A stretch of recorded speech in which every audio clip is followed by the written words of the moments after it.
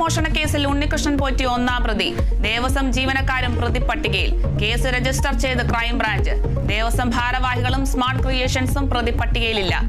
Justice KT ശങ്കറിന്റെ നേതൃത്വത്തിൽ ഇന്നും കണക്കെടുപ്പ് തുടരും. ഉണ്ണികൃഷ്ണൻ പോറ്റിയും സ്മാർട്ട് ക്രിയേഷൻ സിഇഒയ്ക്കും സന്നിധാനത്തെത്താൻ നിർദ്ദേശം.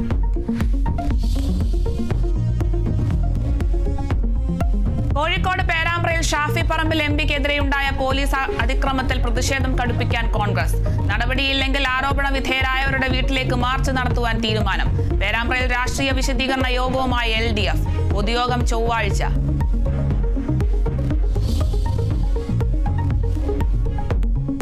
അഫ്ഗാൻ പാക് അതിർത്തിയിൽ സുരക്ഷാ സേനകളുടെ ഏറ്റുമുട്ടൽ. പാകിസ്ഥാൻ സൈനിക ഔട്ട് പോസ്റ്റുകൾ പിടിച്ചെടുത്തതായി താലിബാൻ. ആക്രമണം കുനാർ, ഹെൽമണ്ട് ഉൾപ്പെടെ 6 പ്രവിശ്യകളിൽ. തിരിച്ചടിച്ചെന്ന് പാകിസ്ഥാൻ.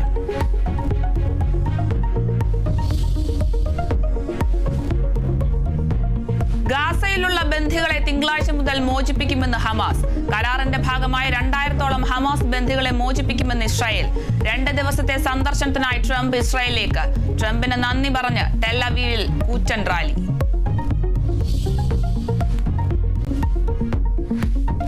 ലോകകപ്പ് യോഗ്യതാ മത്സരത്തിൽ ഐറിഷ് പടയെ പരാജയപ്പെടുത്തി പോർച്ചുഗൽ. വിജയം എതിരില്ലാത്ത ഒരു ഗോളിന്. ഗോൾ നേടിയത് റൂബൻ നെവസ്. പെനാൽറ്റി പാഴാക്കി ക്രിസ്ത്യാനോ റൊണാൾഡോ.